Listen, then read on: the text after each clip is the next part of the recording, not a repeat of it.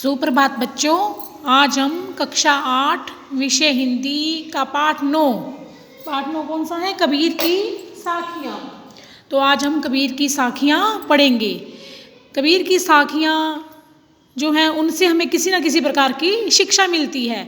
इन साखियों में मनुष्य को अच्छे कर्म करने की शिक्षा दी गई है और व्यर्थ के आडंबर छोड़ने की शिक्षा दी गई है। तो आइए कबीर की साखियों में क्या समझाया गया है, किसके बारे में बताया गया है, आइए हम पढ़ते हैं। जाति न पूछो साध की, पूछ लीजिए ज्ञान, मोल करो तलवार का, पड़ा रहन दो म्यान। तो पहली साखी जो है कबीर जी की, उसमें व्यक्ति की जाति पाति को छोड़कर उसके ज्ञान को महत्व दिया गया है। तो आइए देखें। जाति न पूछो साध की, साध यानी सज्जन पुरुष की।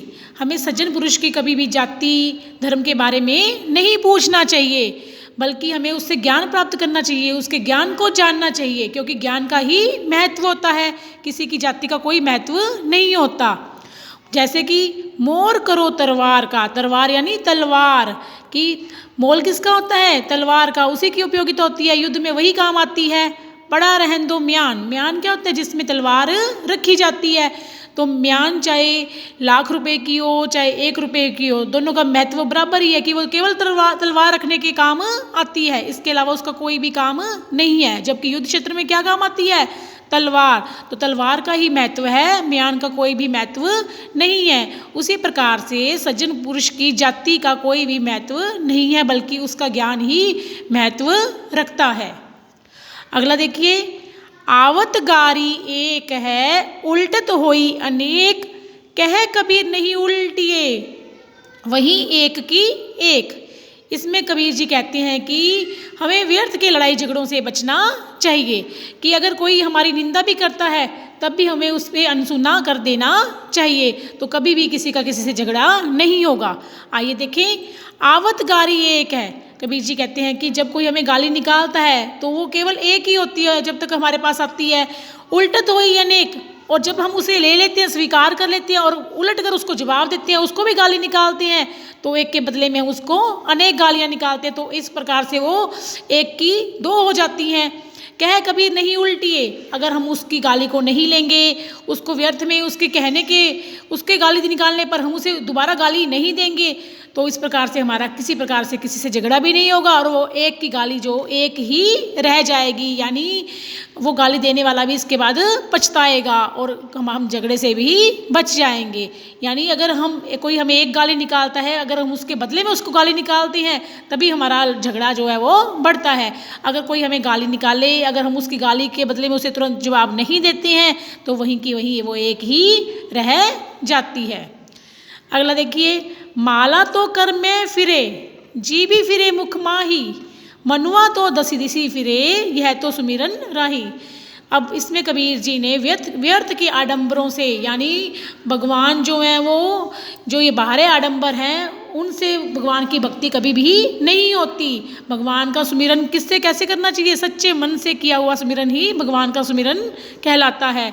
तो देखो कबीर जी जो ये सगुन भक्ति के विरोधी थे, तो इसमें भी यही बताया उन्होंने कि माला तो कर में फिरे, कि जो माला है वो तो हाथ में फिरती है, हाथ में हम मन का फेर फेर के माला को घुमा के भगवान का स्मरण करते हैं, या फिर मुँह से राम राम करके भगवान का स्मरण करते हैं। लेकिन जब हम माला फेरते हैं और मुँह से भगवान का नाम जपते हैं, तो उस समय हमारा मन तो दशों दिशाओं में फिर रहा होता है, कि कभी हम सोच रहे होते हैं कि पता नहीं उसने काम कर लिया होगा या नहीं, या फिर कभी हम दूर किसी देश में भी निकल जाते हैं कि वहाँ पता नहीं क्या हो रहा होगा, जहाँ हमारे कोई गया होता है, तो इस प्रकार हमारा मन कहीं और होता है। तो ऐसी माला फेरने और मुँह से राम नाम जपने का भी कोई फ़ायदा नहीं है जब हमारा मन ही पूजा में नहीं है, तो ऐसा सुमिरन क्या है? व्यर्थ है।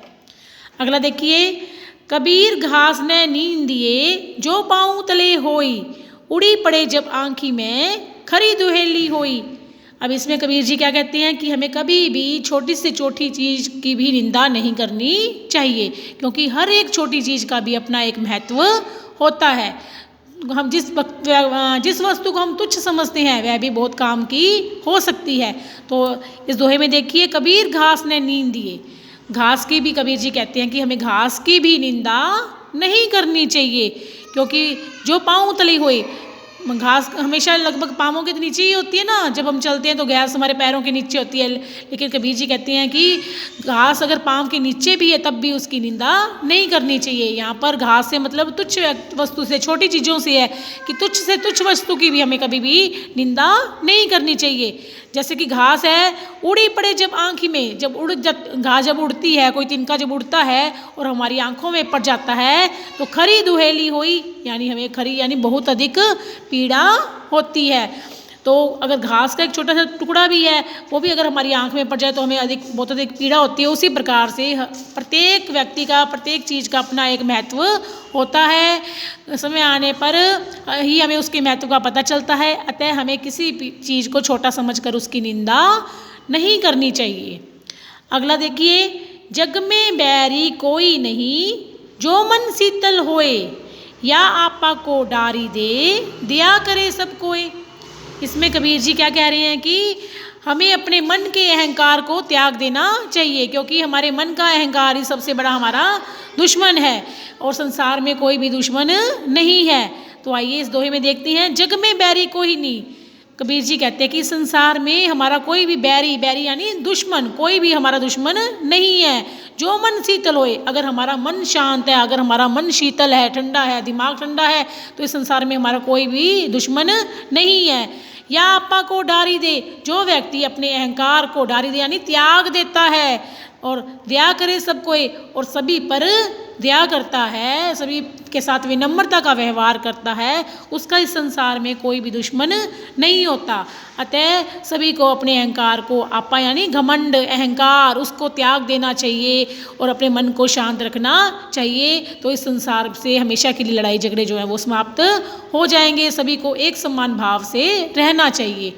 तो ये कबीर की साखियाँ थी जिससे हमें किसी न किसी प्रकार का ज्ञान प्राप्त होता है। तो आप सभी को भी इस कबीर की साखियाँ समझ में आई होंगी।